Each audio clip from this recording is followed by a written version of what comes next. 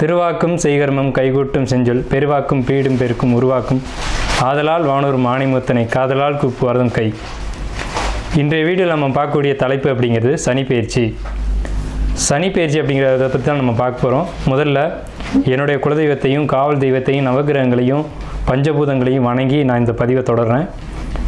அதாவது சனிப்பெயர்ச்சி அப்படின்னு நம்ம பார்க்கும்போது சனி பகவான் சரியான தமிழ் வருடம் குரோதி வருடம் பங்குனி மாதம் 29ஆம் தேதி பங்குனி மாதம் 15ஆம் தேதி இரவு மணி 9:44க்கு, இதுவே ஆங்கில தேதி அப்படின்னு பார்த்தீங்கன்னா 2025 வருஷம் மார்ச் மாதம் 29, தமிழ் பங்குனி 15 தேதி. இந்த தேதியில் இரவு 9:44க்கு கும்பராசியிலிருந்து மீன ராசிக்கு பெயர்ச்சியாகி போகிறாங்க சனி பகவான். அது இதுவரைக்கும் தன்னுடைய சொந்த வீடான கும்ப வீட்டில் மூலத்திரிகோண வீட்டில் இருந்து மீன வீட்டுக்கு பிரவேசிக்கிறது அப்படிங்கிறத பற்றியும் இதனால் ஏற்படக்கூடிய பலன்களை பற்றியும் தான் நம்ம பார்க்குறோம். இதில் 12 ராசிக்கு என்ன விதமாக பலன்கள் இருக்கும் அப்படிங்கிறத பார்க்குறோம். பொதுவாக ஒவ்வொரு ராசிக்கு தனித்தனி வீடியோவும் பார்க்குறோம். இதில் சனி பகவான் யார் அப்படின்னு கேட்டிங்க அப்படின்னா சூரியன் புத்திரன் தான் சனி. சனியின் புத்திரன் மாந்தி. அதாவது சனியின் புத்திரன் மாந்தி அல்லது குளிகன்னு சொல்லுவாங்க. இதில் சனியினுடைய நிலை அமைப்பு என்ன அப்படின்னு கேட்டிங்கன்னா சனி மேற்கு திசைக்கு அதிபதி, மேற்கு திக்குக்கு அதிபதி. சூரியன் கிழக்க உதித்து மேற்கு மறைகிறாங்க. அதுக்கு நேர் எதிராக இருக்கக்கூடிய பிளானட் யாருன்னு கேட்டிங்கன்னா சனி பகவான்.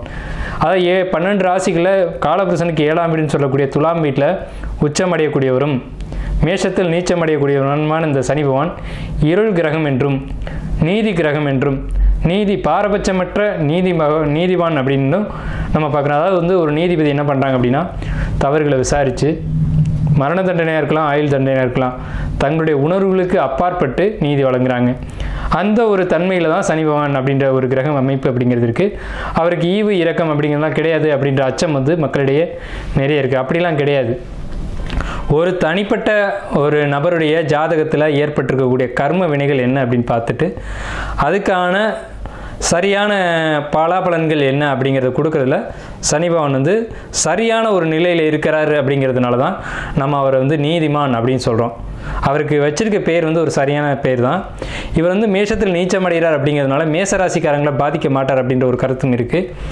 இந்த 12 ராசிகளில் முதலாவது ராசியில் தான் சனி பகவான் நீச்சமடைகிறாரு. சனி பகவான் பொறுத்த வரைக்கும் மேற்கு திக்கில் தான் பலம் அதிகம். அதாவது மேற்கு திக்கு அப்படின்னு பார்க்கும்போது மிதுனம், துலாம், கும்பம் மேற்கு திசை. இதில் கும்பராசியில் திக்பலம் அடைகிறாங்க. ஒரு ஜாதகத்தில் 7ஆம் வீட்டில் சனி பகவான் நிற்கும்போது அந்த சனி பகவானுக்கு 7ஆம் வீடு மேற்கு வீடு அப்படின்னு பேர். அங்கே திக்பலம் அப்படின்ற ஒரு அமைப்பில் பலம் அடைகிறாங்க சனி பகவான். இப்படிப்பட்ட சனி பகவான் மக்களிடையே ஒரு தவறான கருத்து இருக்குது. சனி ஒரு இருள் கிரகம், சனி பகவான் ஒரு துன்பங்களை மட்டும் தரக்கூடிய ஒரு கிரகம். 2.5 ஆண்டு, அதாவது மொத்தம் 7.5 ஆண்டுகள் அவருக்கு துன்பம் கொடுக்கறதுக்கு மட்டுமே அதிகாரம் கொடுத்து வச்சுருக்காங்க அப்படின்ற மாதிரிலாம் இருக்காங்க. அந்த மாதிரிலாம் கிடையாது. நவ கிரகங்கள் அப்படின்னு எடுத்துக்கிட்டாலுமே ஒவ்வொரு கிரகமும் ஒவ்வொரு பணிகளை செய்வாங்க. அதில் 9 கிரகமும் இணைஞ்சால் மட்டும்தான் ஒரு பலன் அப்படிங்கிறது கிடைக்கும். அதில் சனி பகவானுடைய பங்கு அப்படிங்கிறது ஒரு சிறப்பான ஒரு இடத்துல இருக்கும். இதில் நம்ம பார்க்குறது சனி பெயர்ச்சிக்கான பலன்கள். சனி பெயர்ச்சி 2025, 2025லேருந்து 2027 வரைக்கும் இந்த 2.5 ஆண்டு காலகட்டம், அதாவது 2.5ன்னு சொல்கிறோம். 2.5 ஆண்டு காலகட்டம் மீன ராசியில் பயிற்சி ஆகக்கூடிய இந்த சனி பகவான் மீன ராசிக்கு சனி பகவான் பயிற்சி ஆகிறாங்க. இதே சமயத்தில் அந்த வீட்டு அதிபதியான குரு பகவான் தன்னுடைய வீட்டுக்கு 4ஆம் வீடான மிதுனத்தில் தன்னுடைய சொந்த ராசி நட்சத்திரத்திலே பிரவேசிப்பாங்க. அதாவது குரு பகவானுக்கு 3 நட்சத்திரங்கள் கொடுக்கப்பட்டிருக்கு ஜோதிட சாஸ்திரத்தில். அதில் புனர்பூச நட்சத்திரத்தில் பிரவேசிப்பாங்க.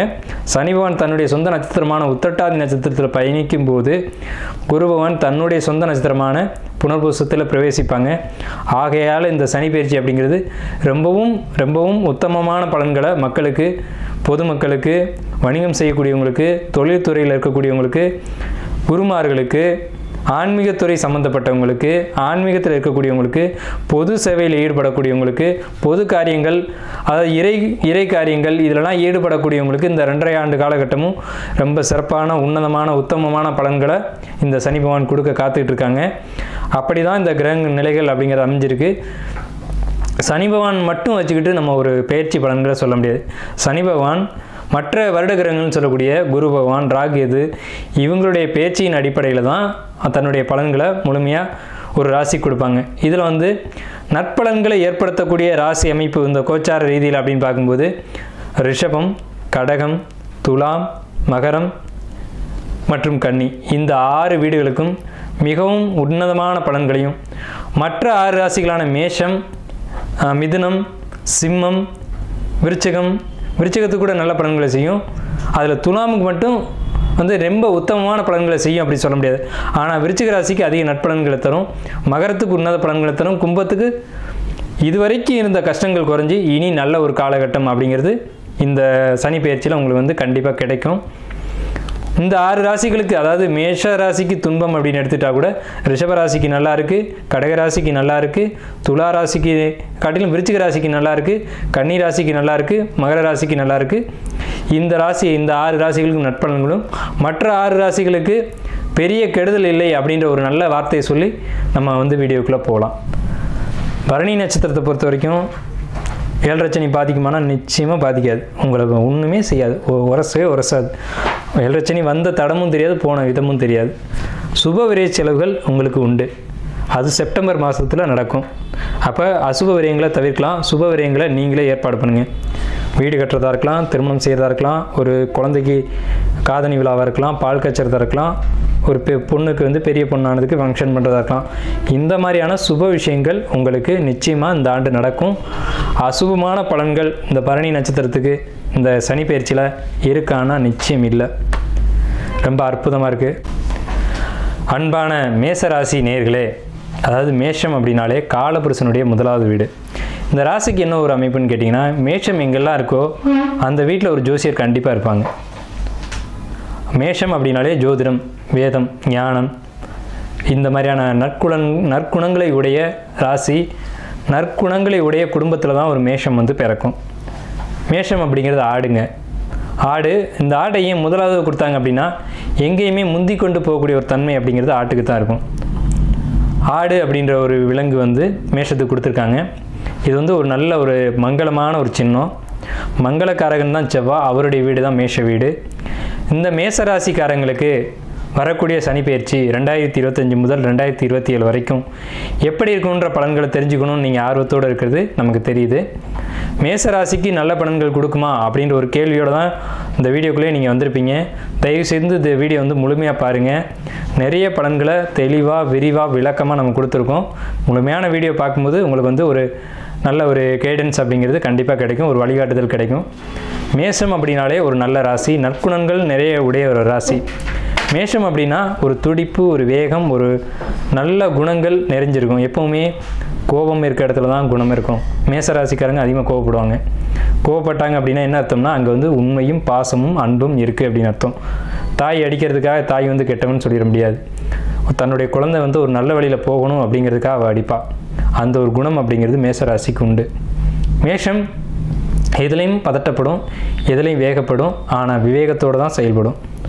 ஒரு ஆடு ஒரு மலை உச்சியில் ஏறிடும், இறங்க தெரியாமல் தடுமாறிக்கிட்டு இருக்கும். அது போன்ற குணமுடையவங்க தான் அந்த மேசராசிக்காரங்க. வந்த வழி திருப்பி போக தெரியாது. ஒரு முதலீடுகள் போடுறதா இருக்கட்டும், ஒரு தொழில் ஆரம்பிக்கிறதா இருக்கட்டும், வேகமாக ஆரம்பிச்சுட்டு அது எப்படி முடிக்கிறதுன்னு தெரியாமல் சுற்றிட்டு இருப்பாங்க.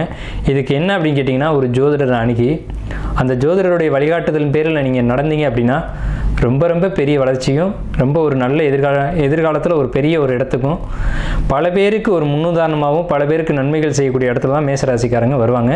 அதுக்கு தேவையான ஒரே ஒரு விஷயம் என்னன்னு கேட்டிங்கன்னா, ஜோதிடருடைய வழிகாட்டுதல். மேஷம் பிறருக்கு செய்யணும், பிறருக்காக பிறந்த பிறப்பு தான் மேஷம். அதாவது பொதுமக்களுக்கு ஒரு தலைவனாக இருக்கக்கூடிய ஒரு அமைப்பு யாருக்கு கிடைக்கும் அப்படின்னு கேட்டிங்கன்னா, மேசராசி கிடைக்கும்.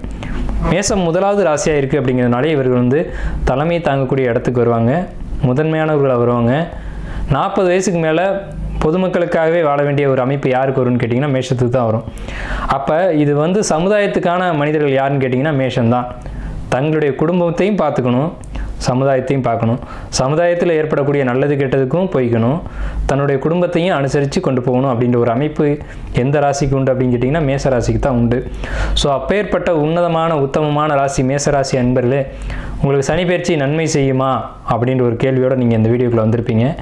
நிச்சயமாக சொல்கிறேன், உறுதியாக சொல்கிறேன், உங்களுக்கு வந்து சனி பயிற்சி நன்மையை தான் செய்யும். ஏன் அப்படி சொல்கிறோம் அப்படின்னம்னா, மேசராசிக்கு 2ஆம் வீட்டில் குரு, 6ஆம் வீட்டில் இருக்குது கேது, 5ஆம் வீட்டுக்கு பயிற்சி ஆகிறாங்க. மே 14ஆம் தேதி அன்றைக்கி குரு பயிற்சி வந்து உங்களுக்கு ரிஷபத்துலேருந்து மிதுனம் அணைக்கும்.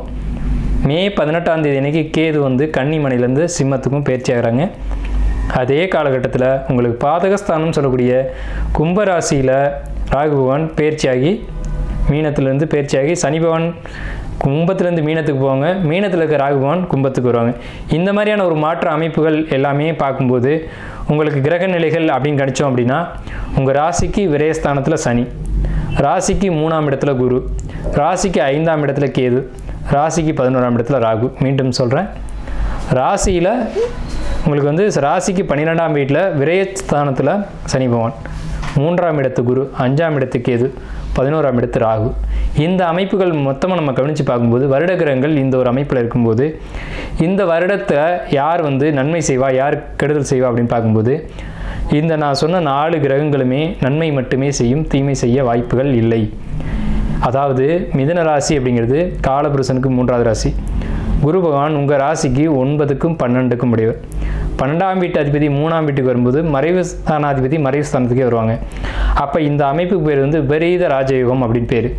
விபரீத ராஜயோகம்னா என்னன்னு கேட்டிங்கன்னா திடீர் அதிர்ஷ்டங்களையும் திடீர் தனவரவையும் எதிர்பார்க்காத ஒரு சொத்து உங்களை தேடி வரும், ஆனால் அது உங்களுடைய சொத்தாக இருக்கும்.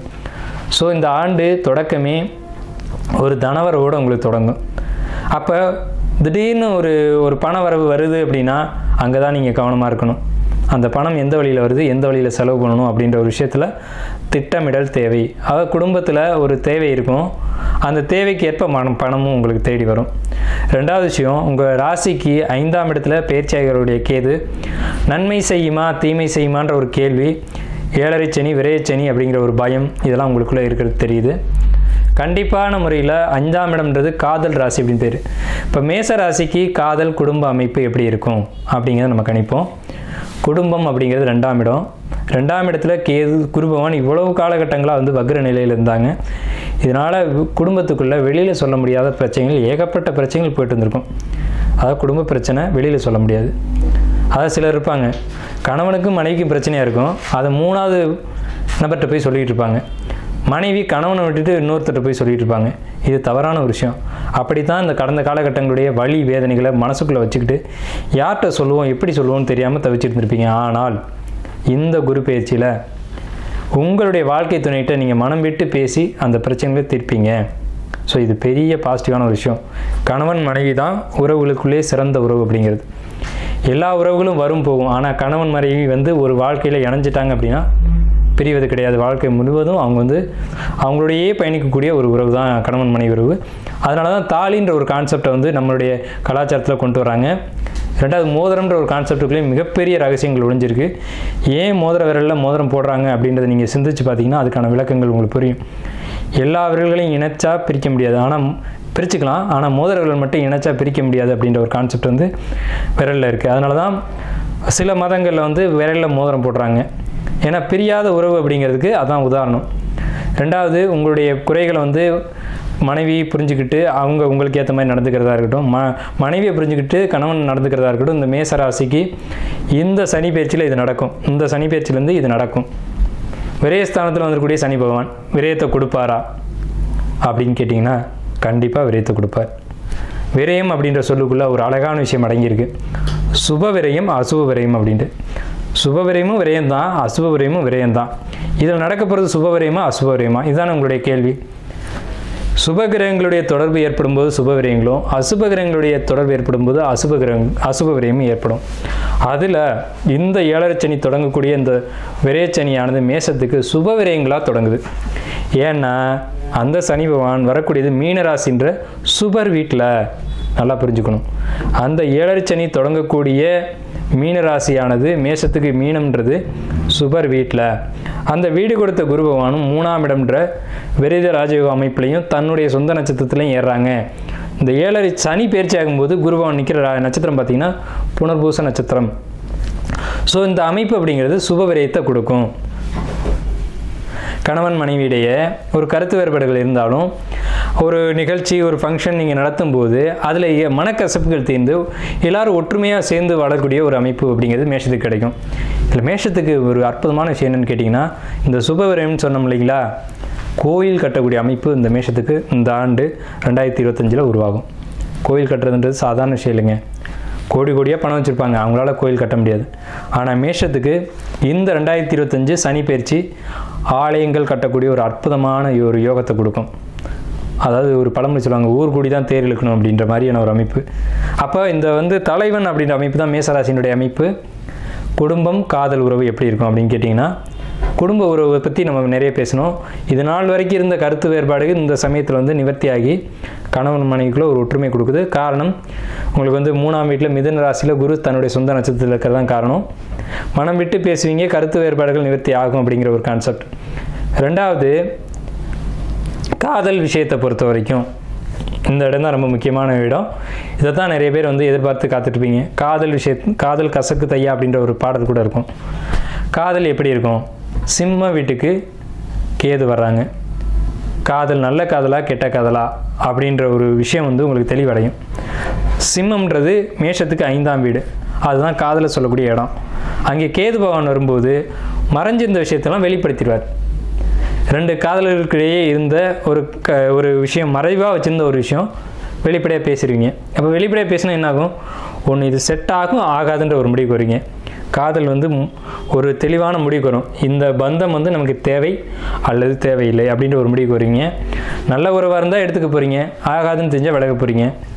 அது இதுக்கு முன்னாடி உங்களுக்கு காதலில் சில கசப்புகள் மேசராசிக்கு கடந்த காலகட்டங்களில் வந்தது உண்மைதான், இல்லைன்னு மறுக்க முடியாது.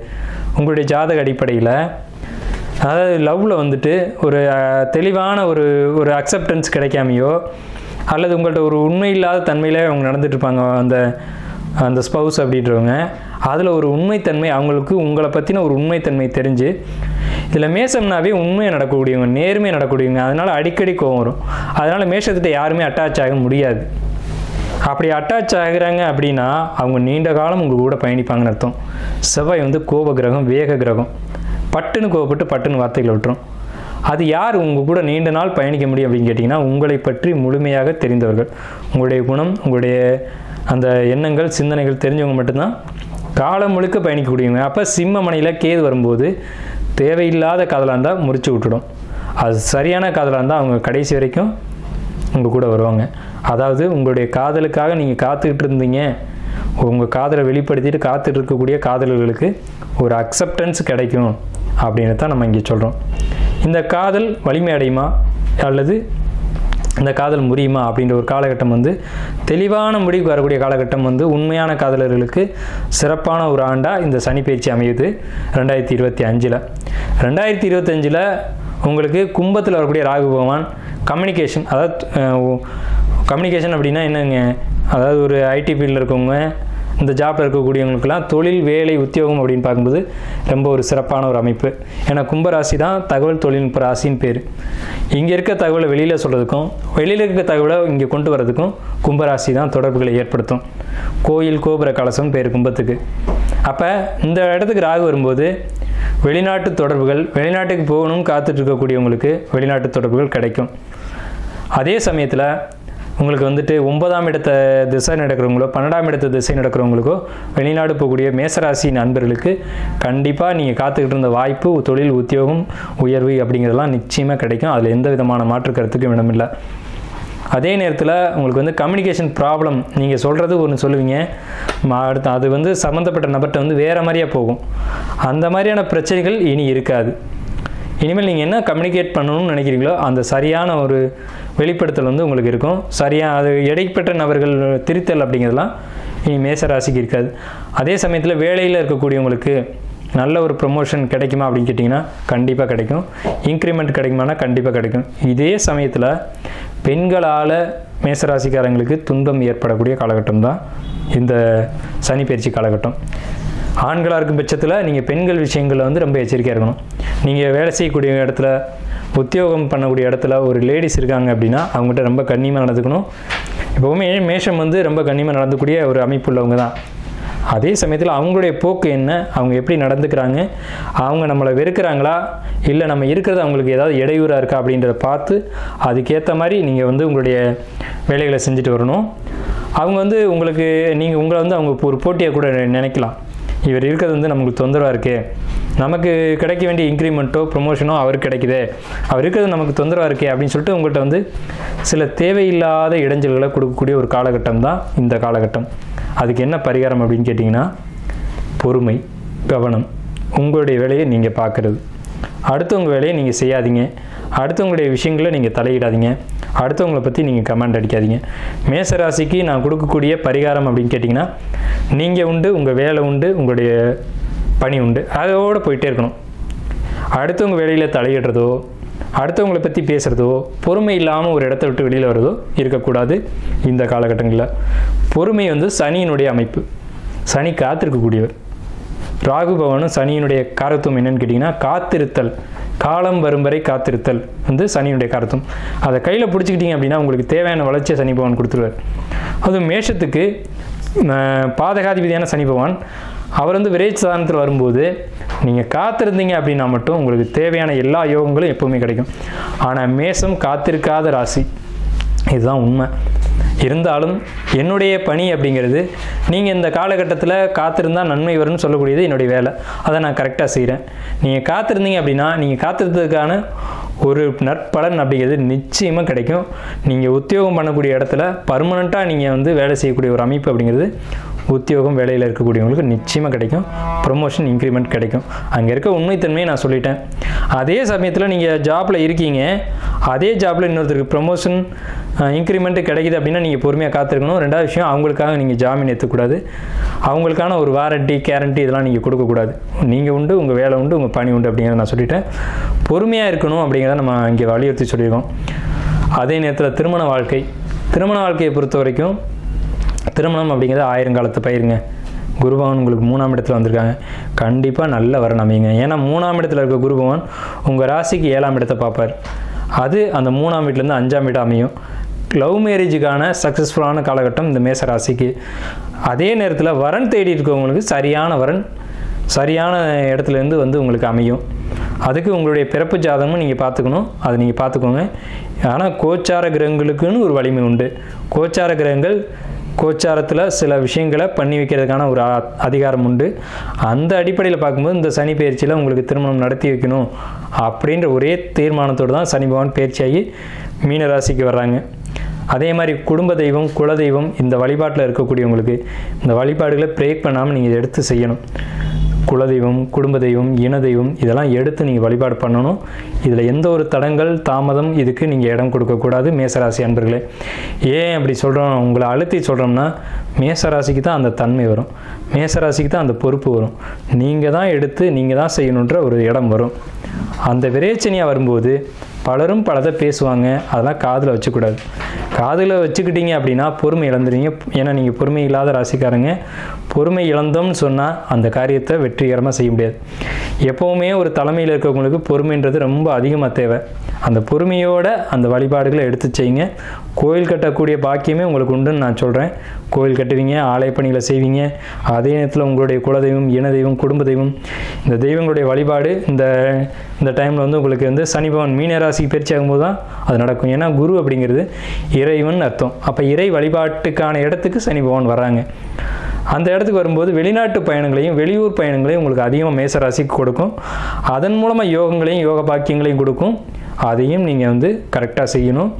அதே நேரத்தில் இந்த வழிபாடுகளையும் கரெக்டாக செய்யணும். பொறுமை ரொம்ப ரொம்ப ரொம்ப அவசியம் இந்த 7.5 நாட்டு சனி காலகட்டங்களில்.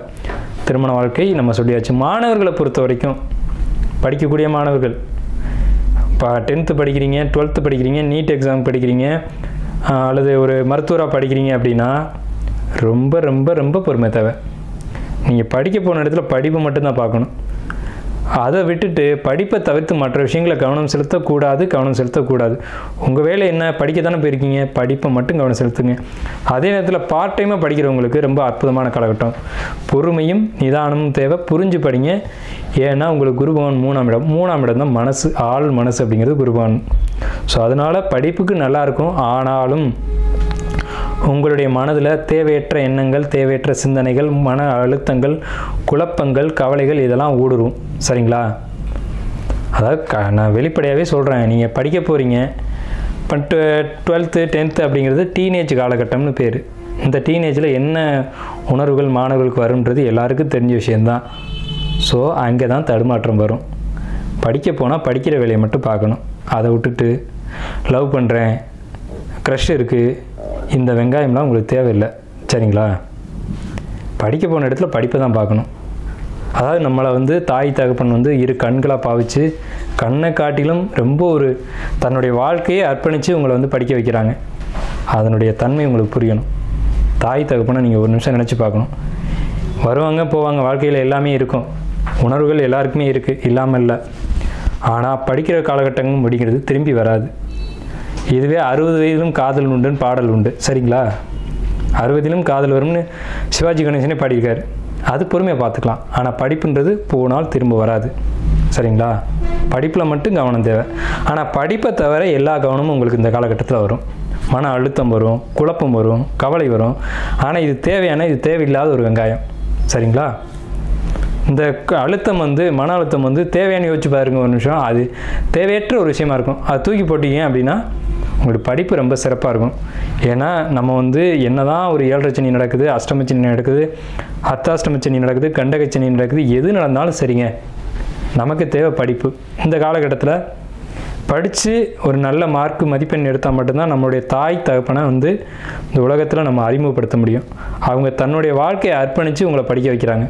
அவங்களுக்கான ஒரு மதிப்பு, மரியாதை, அங்கீகாரம்ன்றது நீங்கள் ஏற்படுத்தி கொடுக்கணும். பொதுவாகவே நமக்கு ஒரு பரிகாரம் உண்டு. என்னன்னு கேட்டிங்கன்னா, முதல்ல எந்த ராசி எந்த லக்னமாக இருந்தாலும் சரி கணபதியை வழிபாடு செய்யணும்.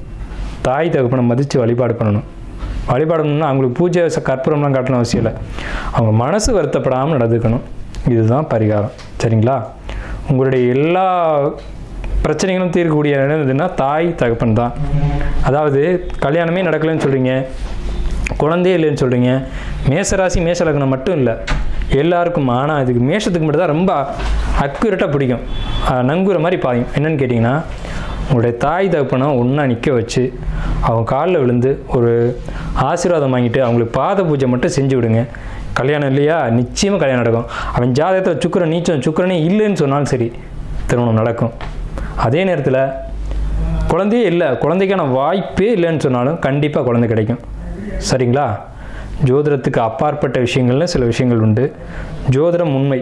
ஜோதிடம் எந்த காலகட்டத்திலும் எழுதின எழுத்து வந்து அழியாது. ஆனாலும் சில விஷயங்களுக்கு மாற்றம் உண்டு அப்படிங்கிற அடிப்படையில் இந்த விஷயங்களாக வருது.